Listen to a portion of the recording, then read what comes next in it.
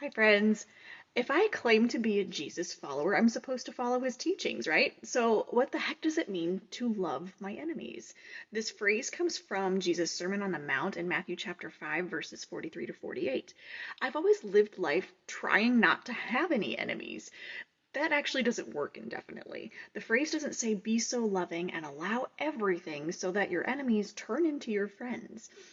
The phrase acknowledges that you will have some enemies, most likely because we are all going to run into people who refuse to reconcile conflict, people who use and do not value you, people who project their own stuff onto you or refuse accountability, or even evil and hatred from other people, no matter how loving and agreeable you try to be.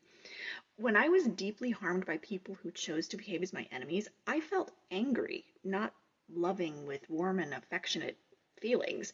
Anger signals the need for justice, but what happens when there's no justice, no apology, no restitution, resolution, or reconciliation? We have a choice. Either let the anger simmer unresolved and become bitterness, or figure out how to love our enemies from a safe distance. First priority is always safety, by which I mean boundaries that protect the possibility of love and what true relationships are made of. I'll put some links in the comments on boundaries. If someone behaves as your enemy, you likely cannot have a relationship. So, how do you love someone who behaves this way? This type of love is action, not a warm, fuzzy feeling of affection. Stay tuned.